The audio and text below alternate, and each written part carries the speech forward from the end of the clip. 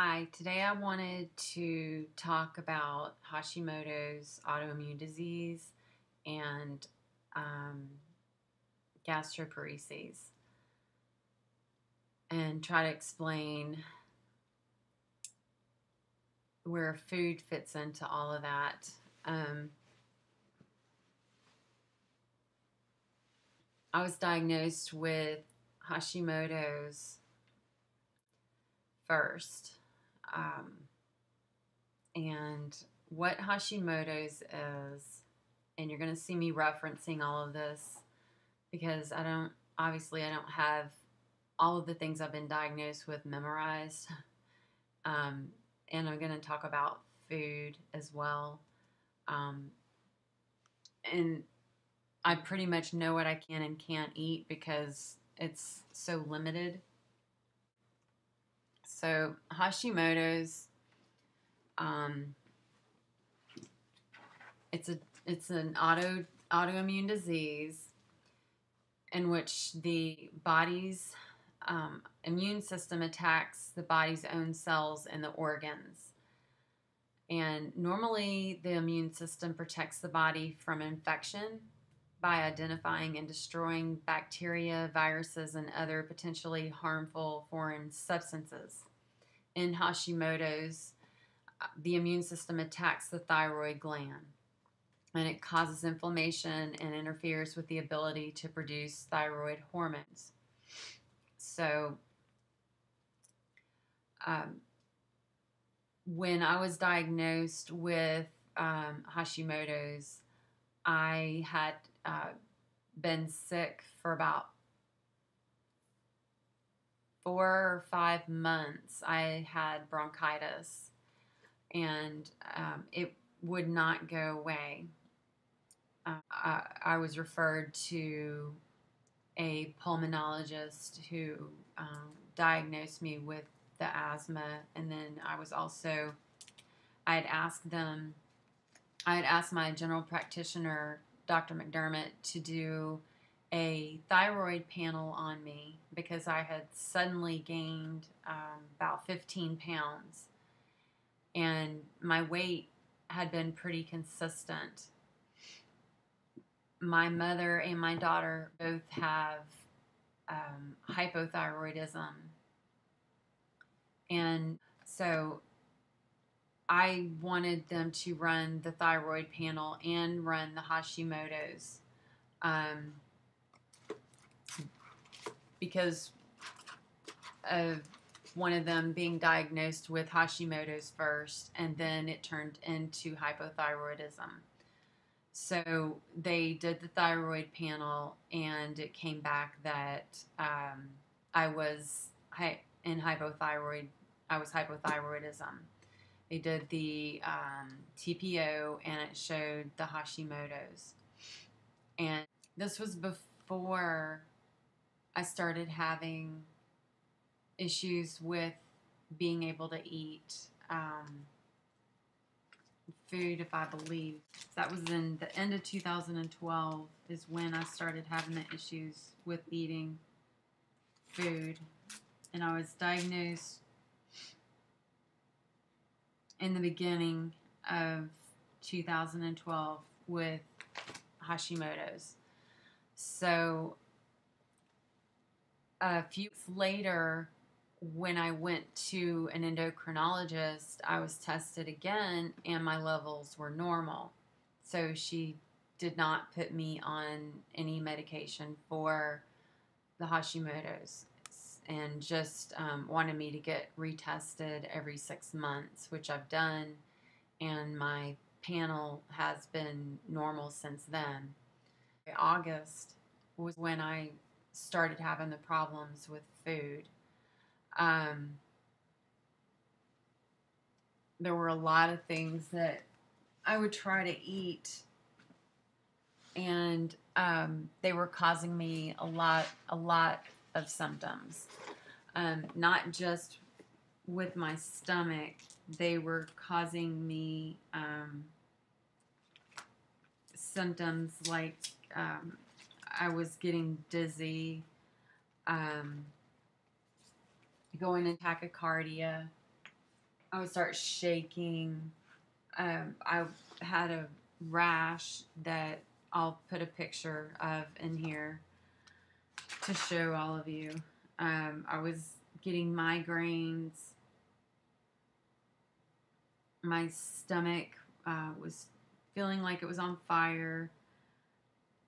I was getting, feeling faint. My stomach was spasming with some foods immediately after I would eat them. I would say within 5 to 10 minutes, my stomach would start spasming, and then it would just stop completely. So, really bad pain, and underneath my rib cage on both sides that radiated around to my back, and I got really nauseated. Found out that foods foods that had preservatives and hormones and antibiotics,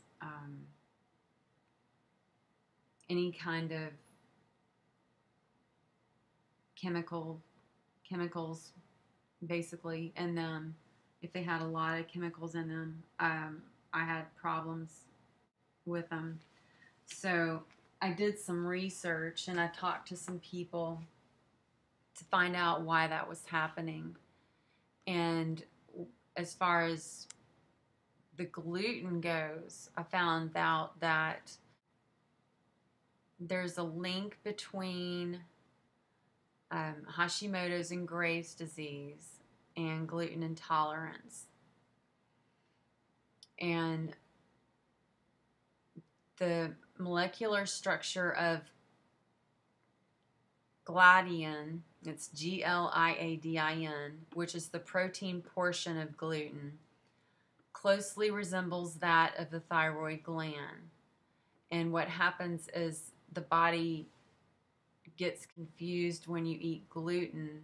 It mistakes it for the thyroid. But what happens is it ends up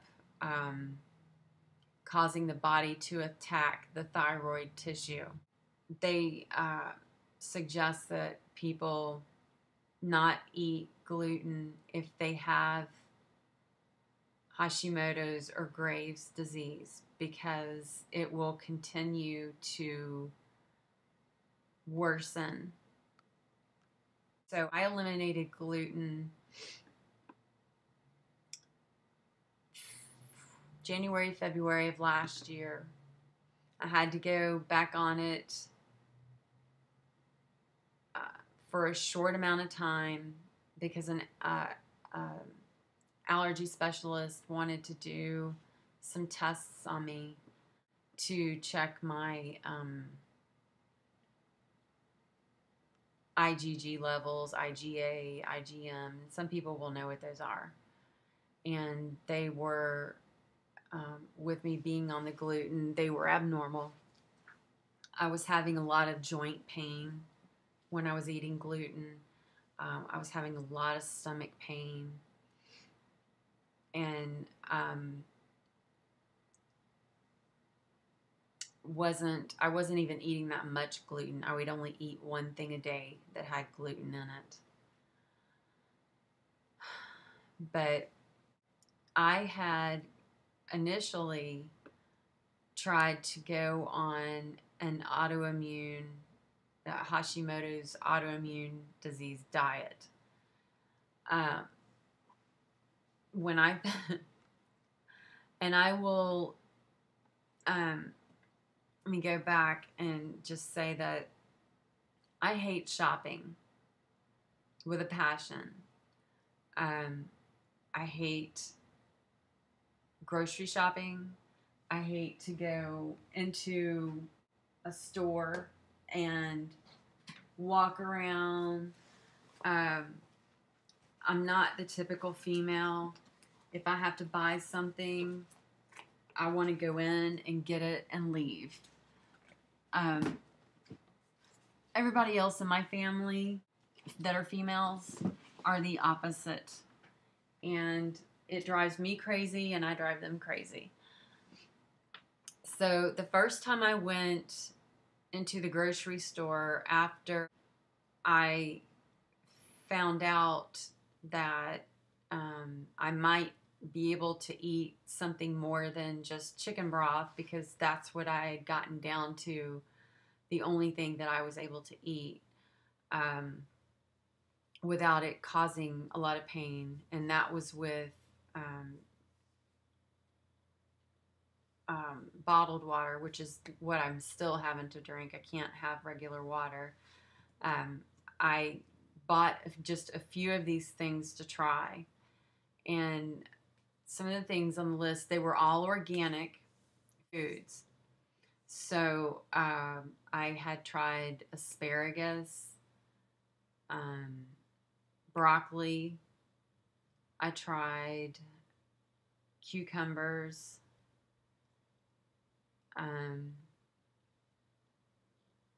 spinach, sweet potatoes, and zucchini.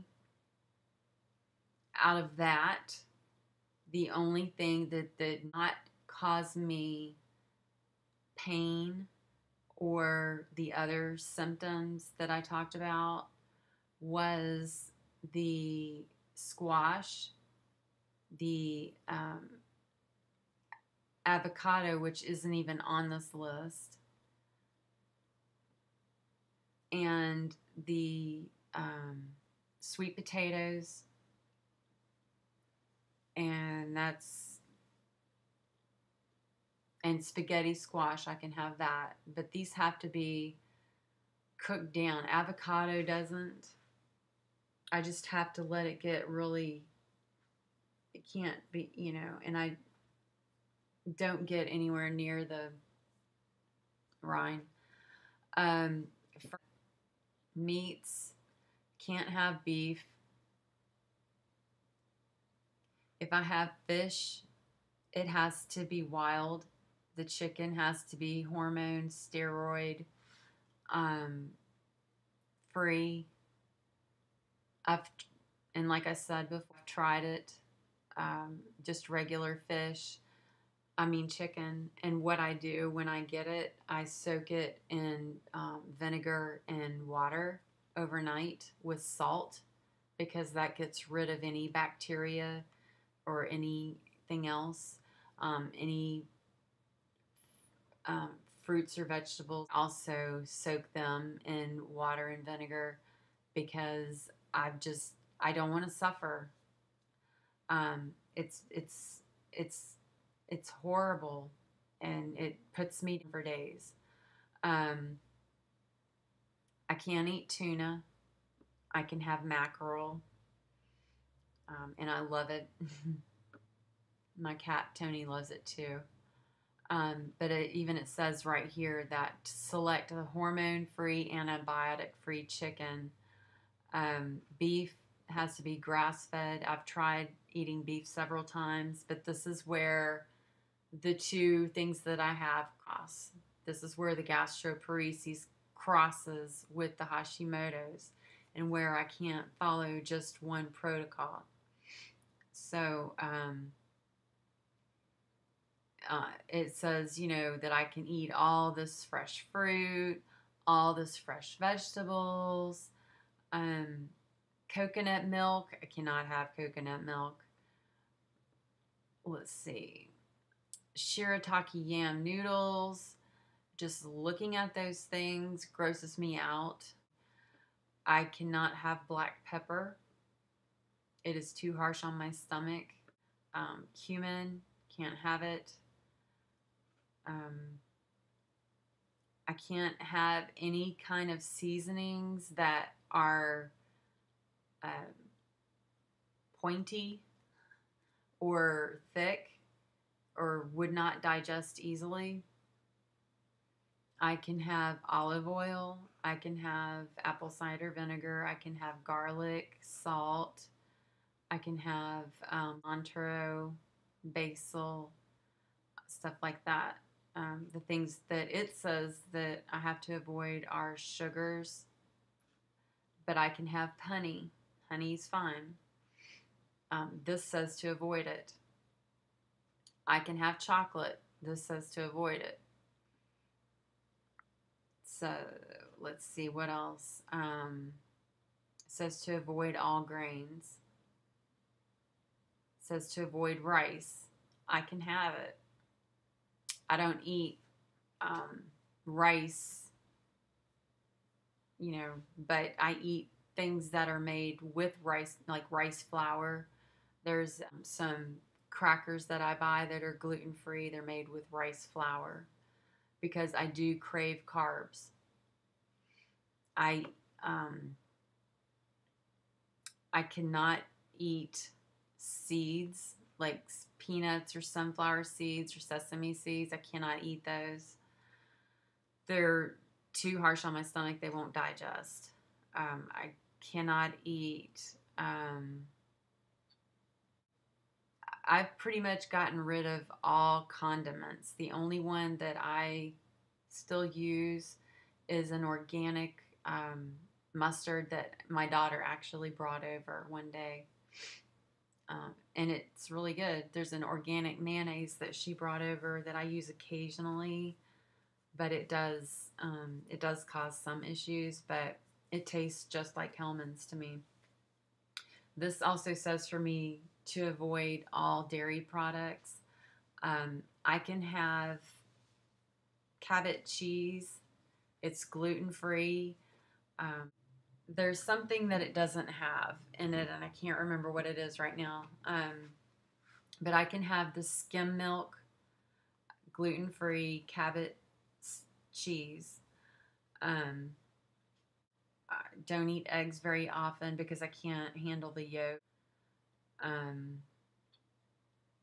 Soy, I try to stay away from. This says to avoid fungi or mushrooms. I do try to do that. Peanuts. I can eat organic peanut butter. It has to be very smooth, and it can just have peanuts and salt, and that's it. Nothing else. If you look at all natural peanut butter, look at the ingredients on it. And this is what drove me crazy and why I said I hate shopping, because the first time I went into a grocery store, I'm not going to say the name of it because it wasn't their fault. It's just because I hate shopping.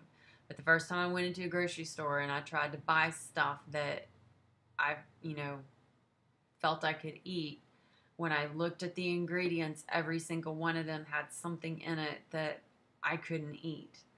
And I almost started crying because it was very frustrated, and I was in there for probably 2 hours or more. And I didn't leave with very much because I couldn't find anything that I could eat. So that's information about the Hashimoto's. A lot of people don't have any symptoms of it at first. It progresses slowly. So I don't know if that was the case with me or mine came about because I got sick. And it says right here, not everyone with Hashimoto's disease develops hypothyroidism. Well, that's me. So I, on a daily basis or however often, I fluctuate from hyperthyroidism to hypothyroidism. So I have the symptoms of both on a daily basis. It's very frustrating to have, 1 week my nails are brittle, I'm losing my hair, I'm losing weight, emotions are all over the place, and then the next week I'm gaining weight, and all the symptoms. I'm always tired, so there's memory problems, cold intolerant. So that brings me to what I was diagnosed with after that, which is gastroparesis. Gastroparesis is a condition where your stomach muscles don't function normally. I was officially diagnosed with this late last year. I would not go to a gastroenterologist because I had had a endoscopic procedure done the year before when I first started having the symptoms. The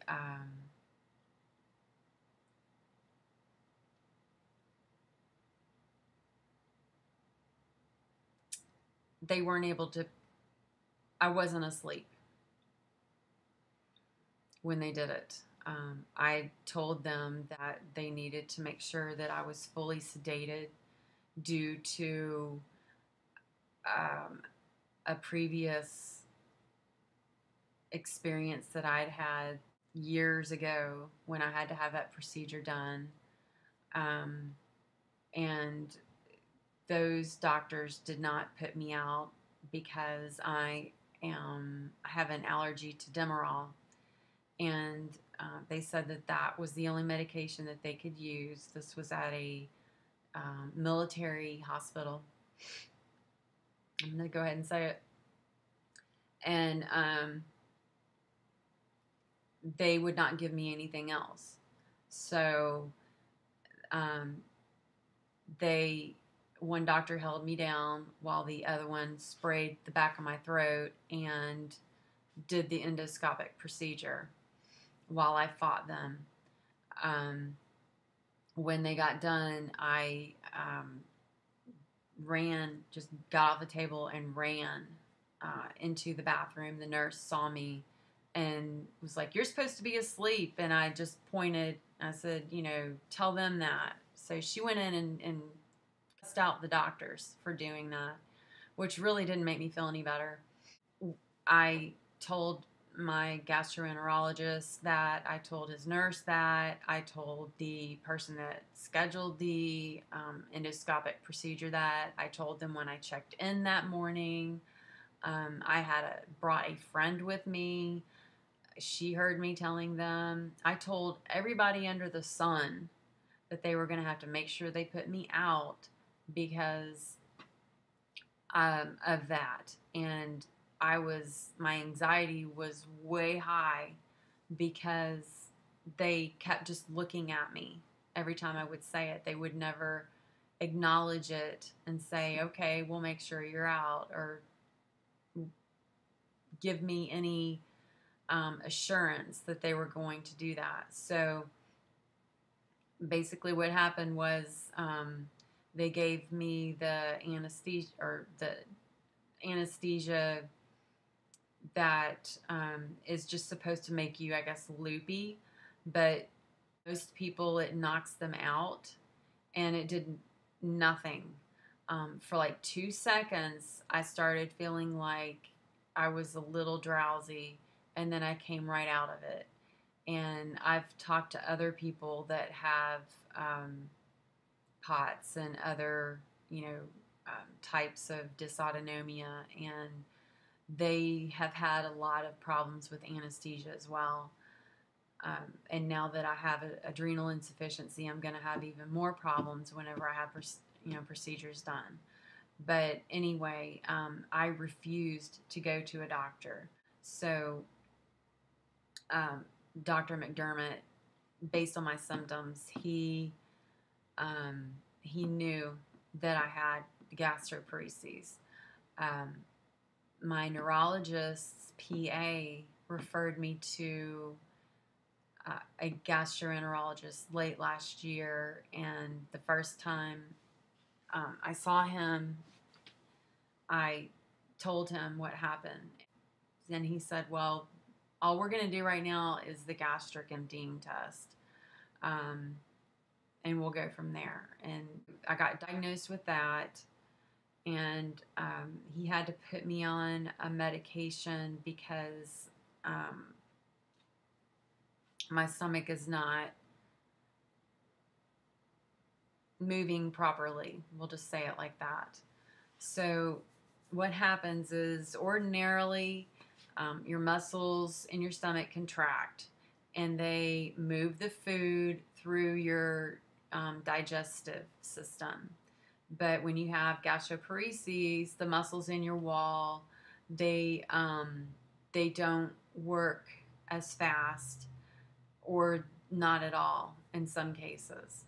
And it prevents the stomach from emptying properly. So a lot of times what happens, like with me, is I don't get hungry. I feel full a lot. But when I do get hungry, I have to eat right then and there. I have to make myself eat. I'm supposed to eat like every 2 to 3 hours. And I also have to eat when I take certain medications and vitamins. So it can interfere with digestion. It causes nausea and with some people vomiting. I've been lucky as far as that goes. I have a hiatal hernia as well. That was happening for I was having that issue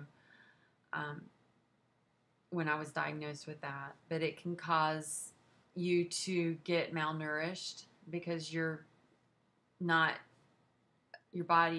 stomach isn't absorbing the nutrients properly, and it can cause problems with your blood sugar. There's no cure for gastroparesis. Making changes to your diet may help you cope with the signs and the symptoms, but that's not always enough. And it says that the medications may offer relief, but can cause serious side effects. One thing I've noticed with me is I can eat very little, but my stomach, like, it pokes out. I feel full after just eating a few bites sometimes, but other times I feel like I could just eat a whole lot. But that's not very often at all. And then there's the weight loss and the nutrition. Now, I take very good vitamins. I don't buy a multivitamin. I buy the actual individual vitamins, but it's just the ones that I need to keep that from happening. They're all also gluten-free. All of them are. So on the gastroparesis list of foods, it says that the things that I can eat, it goes through different stages. The first stage is basically liquids. Okay, so getting to the last stage and where I would stay, skim milk products, which I have tried, ice creams, and I can't have them. I do eat yogurt. I can have the Greek yogurt, the low fat, or the regular. For some reason, the Yoplait Greek yogurt. I can have the broths. I can have fruit juices. I drink the V8 Fusion fruit juice a lot because it has a lot of vegetables and fruits. I cannot have any that have tomato in them. It has a bad effect on me. Let's see, eggs, only the white part. Peanut butter, yes. Ground beef, no. Any type of fat, no. Cannot have breads and grains. Vegetables, here we go. V8, cannot have. Well-cooked vegetables without the skin. Squash, yes. Beets, I don't know. Carrots, no.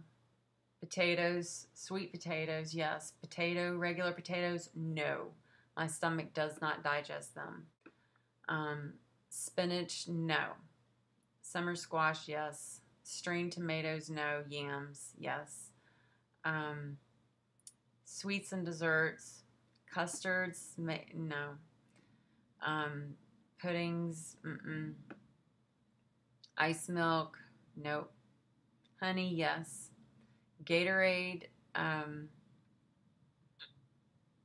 coffee, tea, no. I can't have, so you see my problem. There's, on both of these, there's things that I can't have. So I kind of had to develop my own regiment of what I can and can't eat. And so far, it is working for me because, like I said, they've done blood work pretty regularly. And as far as my minerals go, whenever they've checked them, they have been normal. They've been on the low side of normal, but they've still been normal. So I'm not malnourished. I try to eat a lot of protein. I drink not a lot of the V8 Fusion, but I drink enough to where I'm getting enough fruits and vegetables, and I do try to eat vegetables. Normally on the weekends, cook chicken and fish and vegetables, and I would try to prepare enough food to last me the whole week. And I have lately I have been too tired to even do that. So I'm sure that that is not helping the situation. But anyway, that gives you a little bit of information on gastroparesis and Hashimoto's, and you can Google them and get more information. Till next time, bye.